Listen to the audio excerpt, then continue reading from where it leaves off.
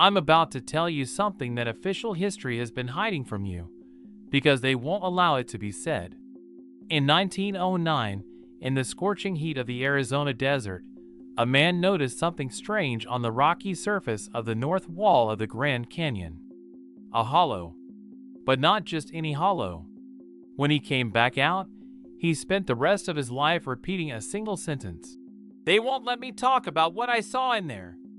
That man never appeared in public again. What he discovered was erased from official records. So what was inside? I'm going to tell you, but first you need to know this. There are people who never want you to learn this, and they are very powerful. In April of 1909, the Arizona Gazette published a story that could have shaken the world. Two men, a reporter named S.A. Jordan and an explorer named G. Kincaid, claimed they had entered a massive underground complex running along the banks of the Colorado River through the Grand Canyon. Corridors hundreds of meters long. Stone blocks weighing tons. Inscriptions resembling Egyptian hieroglyphics.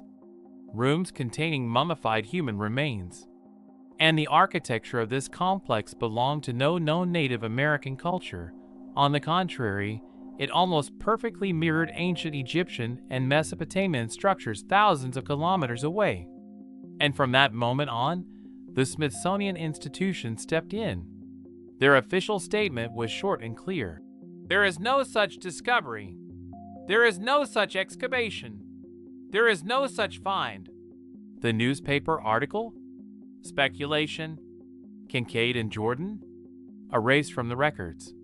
But they forgot to erase one thing, that people would keep asking questions. Now stop and think about this. Why would an institution like the Smithsonian take a small, local newspaper story seriously enough to press down on it with this kind of weight? Why not simply say, "There's nothing there," and move on? Why physically block access to the area? Certain sections of the Grand Canyon still cannot be entered without special permission today. The official reason? Protected ecosystem. But when you hear that excuse, ask yourself this: what ecosystem requires a lock on the door to protect stone corridors hundreds of meters underground? The Smithsonian's history is not limited to this single case of suppressing findings that don't fit the official narrative. Giant skeletal remains discovered in Tennessee in 1845 and Iowa in 1856, remains that could not be explained by ordinary Native American cultures. All of them entered the Smithsonian storage facilities and never came back out. These claims, voiced by the institution's own former employees, point to a pattern. To rewrite history, you must first destroy the old evidence. And this is where the story truly deepens, because the Grand Canyon case is not a standalone anomaly. The streets of Seattle as we know them today were razed after a fire in the 1890s. The old city was completely buried, and the ground floor shops, buildings, and tunnels were left sealed beneath the earth. Something similar happened after the 1906 San Francisco earthquake. During reconstruction, previous layers were sealed off, and some areas were never excavated at all. These two examples tell us something critical.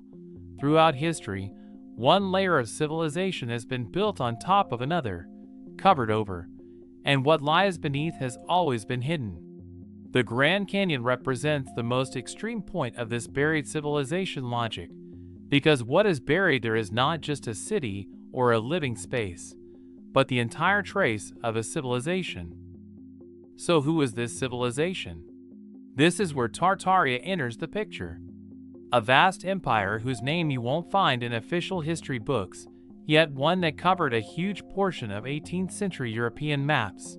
It was the center of a power network stretching from Siberia to the Pacific coast, and according to some researchers, all the way to the American continent. The traces of Tartaria are found not only in Eurasia, but in ancient structures across North America, in abandoned city ruins along river valleys, and in the oral histories of the region's indigenous peoples. And a geography as strategic as the Grand Canyon, deep valleys, natural defensive lines, gold and copper reserves, would have made an extraordinary headquarters for a global empire.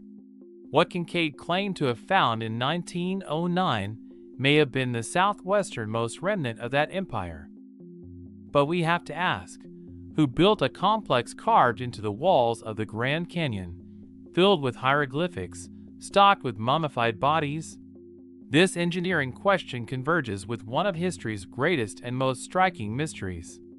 The corridors Kincaid described stretched hundreds of meters.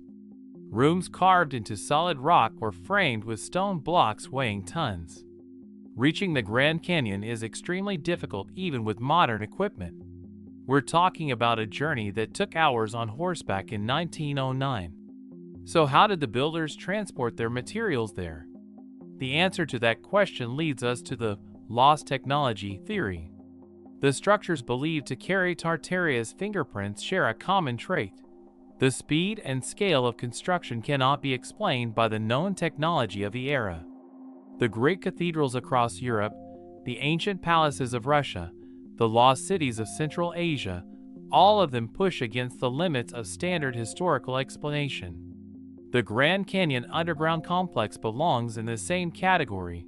Either an unknown and deeply concealed technology was used, or the civilization that built it was far more advanced than official history has ever told us. And it is precisely at this point that the reset theory comes into play. Some researchers argue that a major global event in the early 1800s, whether a natural catastrophe or a deliberate operation of destruction, erased all traces of the previous civilization. According to this reset theory, the vast majority of books predating 1800 were burned and destroyed. Libraries were set ablaze. Archives were purged. What remained was rewritten to fit a new narrative. The phrase, Egyptian treasure, may itself be a product of this relabeling. Artifacts of an Egyptian style genuinely found in the Grand Canyon were linked to Egyptian mythology, both exoticizing them and concealing their true origin, because they were actually remnants of a Tartarian civilization. Because Egyptian curiosity is an acceptable area of interest.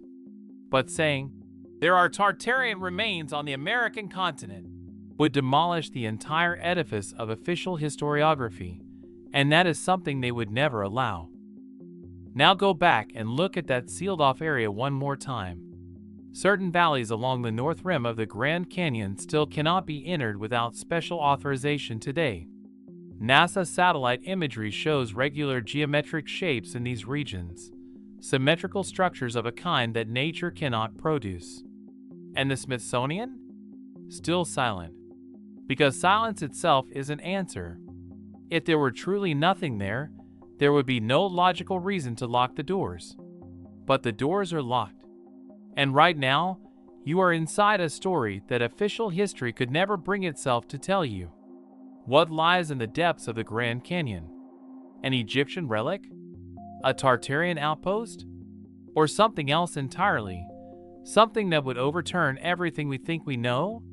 We don't know, because we are not allowed to know. But now that you've started asking the question, there is no going back. We will not let go of this. And as I always say, the truth comes out sooner or later.